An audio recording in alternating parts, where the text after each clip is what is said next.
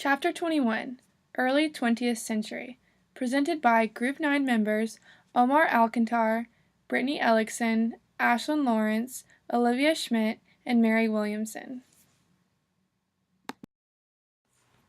The early 20th century. The early 20th century saw much change due to the Industrial Revolution. Thousands of new jobs were created, there was a longer life expectancy, better vaccines were created, and an overall increase for public health occurred. Violent revolutions began in countries like Russia, Mexico, and China due to class divisions. Innovations in education were booming as well during this time period. The Wright brothers fly a plane, Einstein comes out with the theory of relativity, and new technologies and inventions made businesses boom. Purpose of artwork during this time period. The nature of reality developed to include exploration of the subconscious mind. This new curiosity began to show through in the purpose of art in the early 20th century because artists wanted to explore their own subconscious world and thoughts and attempt to express this. To preserve the first impulse and feeling behind a work of art, to revolt against academic painting and create a novel aesthetic, to provide a spiritual nourishment for the modern world. Artists looked at non-Western and ancient cultures and they turned away from Renaissance. Artists' purpose in this century was to overturn the rigid authority and the rules of the Renaissance era, which dominated the Western artistic thought for 500 years. Key terms: Fauvism, an expressive style divergent from traditional Renaissance elements, which included flattened forms, bright colors, and inspiration from thought rather than reality. Les Faux translates to wild beast and is a nickname given to a group of painters led by Henri Matisse. They drew inspiration from the expressive color of Van Gogh.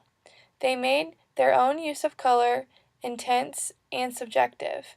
Expressionism, a general term for art that focuses on the inner feelings rather than objective depictions. Key terms: German Expressionism. German artists, a part of this style, used vivid colors, angular simplifications, and provided dramatic color contrast. They sought to address the human condition, including elements like sorrow, passion, spirituality, and mysticism. Collage, also called pasted paper. Futurist, use the repetition of a subject on multiple planes to convey the idea of motion on a flat surface. Key points. Characteristics of the century. Rapid change, government control over inspections, education, currency, and border control. Diversity. Individualism. Art sought to express the thoughts and sights of the self. Exploration. Artists were inspired by scientific discovery. Art styles and techniques were drastically different in this century than in centuries before, which were inspired by the Renaissance. The Faux and Expressionism. Fauvism, 1905 to 1907. Developed from the study of Cézanne's pictorial constructions in colored planes and was inspired by the usage of colors from Van Gogh and Gauguin. Included fewer details to keep the viewer from becoming visually distracted. Henri Matisse, the leader of the Faux movement, he had a great deal of knowledge about human anatomy and drawing. In his painting, Joy of Life, he graders the simplicity through a childlike quality. The Faux and Expressionism. Expressionism, art which emphasizes inner feelings. Specifically focusing on German Expressionism, it is the combined styles of Cubism, African culture, and German Gothic art. It includes distant colors, chopped out shapes, and crude brushwork. It creates art out of an inner necessity.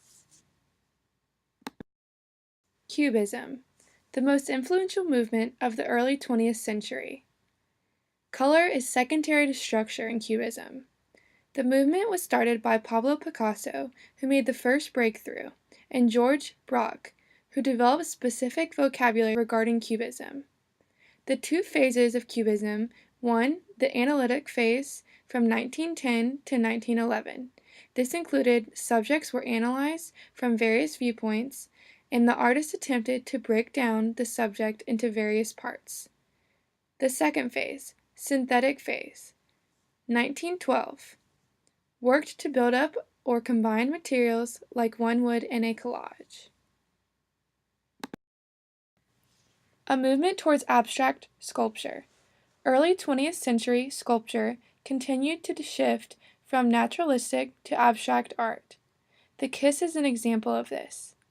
Abstract sculpture by Brancusi and naturalistic sculpture by Rodin. Abstract sculpture. Constantine Brancusi. He makes a transition from naturalism to abstract art. An earlier work, Sleep, has an appearance similar to Rodin's romantic naturalism. In Sleeping Muse 1, he simplifies the subject. Finally, in The Newborn, he strips the head to bare essentials. With each sculpture, Brancusi achieves greater strength and meaning by simplifying the forms and faces to their essence. As a result, his sculptures invite contemplation and differing interpretations.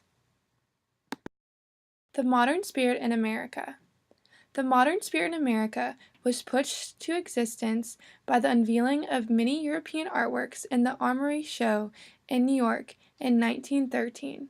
The show included key works in many styles, including Cubism, Impressionism, Post-Impressionism, and Fauvism.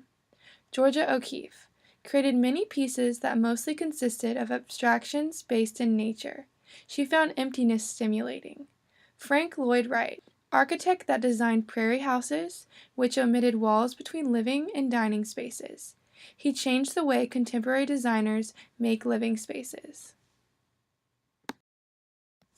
The modern spirit in America. Alfred Stieglitz, an American photographer, reconsidered the geometry of design on the picture plane. He made major contributions toward establishing photography as an art of comparable importance to the traditional media. The steerage took on a similar style that Picasso had developed, where form and shape was a priority. Picasso stated, "This photographer is working in the same spirit as I am." The image looked chopped up, almost as if it could have been two images. Futurism and motion included a sense of speed, change, and motion. Celebrated machinery and the new faster speed which the world was working at due to the Industrial Revolution.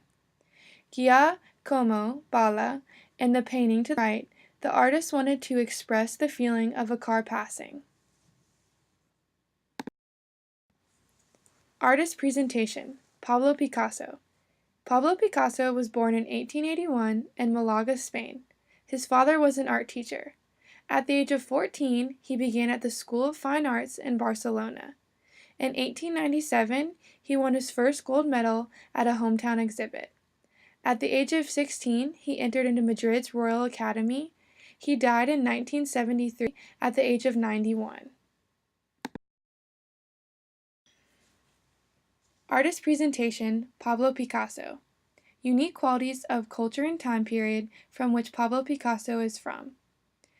Pablo Picasso's work evolved rapidly from symbolism and post-impressionism to expressive portraits of social outcasts and poor people. He drew inspiration for Cubism from abstractions of African sculpture. Imagination and creativeness moved and inspired others. This photo provides an example of African sculpture in which he drew his inspiration from. Overall purpose of Pablo Picasso's work and other artwork of the time. His purpose was to reject the accepted European qualities of ideal beauty and overturn many of the traditions of Western art. Pablo wanted formal structure to be the focus instead of color, which he thought of as an emotional distraction. His usage of newspaper, sheet music, wallpaper, and similar items were presented in new ways. Other artwork of the time, in the style of Cubism, sought to show how the mind sees a subject and not how the eyes see. Instead of showing one angle, the whole canvas depicts many views. Analytical model of art criticism. Pablo Picasso's Les Demoiselles d'Avignon, 1907. Reaction and overall emotion. The initial reaction to Picasso's revolutionary piece is one of shock and uneasiness. The overall expressions of the women are gruesome and intense, drawing fear out of the viewer. Description. In Les Demoiselles, there are many visual elements to consider. Picasso implies a depth to the scene made apparent by the overlap in the placement of the feet at the bottom of the painting, 3. And the overlap between the two women depicted toward the right side, 4. There is an overwhelming use of geometric shapes in the piece, in both the subjects and the background of the painting. As you move your gaze from the outside of the painting towards the center, the bodies of the women become less and less rigid, being hard, straight lines for soft, curved lines. 2. The women at the center are in general depicted in a brighter fashion than the rest of the women. Their overall hue is more even, with few variations in tint and intensity.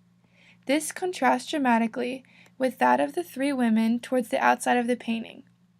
Most notably, the women towards the right side, 4, whose hue and value change dramatically between the face and body.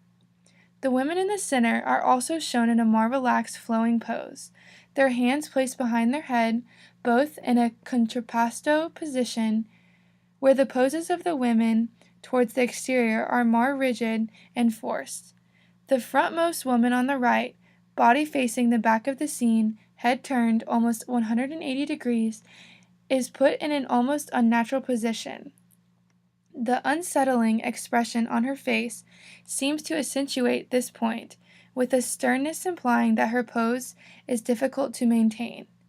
The shading on the faces of the outer 3 women also seems to imply a degree of light, practically emanating from the other 2 in the center. With all of this in mind, what was Picasso's aim at expressing in this piece? Interpretation. In the art period leading up to Picasso's creation of Les Demoiselles d'Avignon, the Renaissance, the dominant ideals of beauty, particularly female beauty, were clear. Women were depicted as soft, curving, and fair-skinned. They were expected to be depicted in humble, pure, or weak positions, which reinforced the concept that female beauty was centered around fragility. In his piece, Les Demoiselles d'Avignon, Pablo Picasso meant to bring forward this overly popularized impression of female beauty. The women at the center of this piece, both exemplifying the basic ideals of this concept, seem to give off a light or brightness. This light, in turn, throws a shade over the rest of the women, which are depicted in less delicate poses. This seems to point to the overall significance of the painting. The beauty of the human image is much broader than what was previously accepted as a part of the European culture. Picasso aimed to change the way people looked at the human body and evoke some thought towards what key characteristics of it we perceive as beautiful. In this work, Picasso showed that the image of the women is not constricted to simply the scope of idealism once thought of during the Renaissance period. Rather, he offered women can be strong and at times even aggressive. The human body does not always comply to the romanticized images held by society.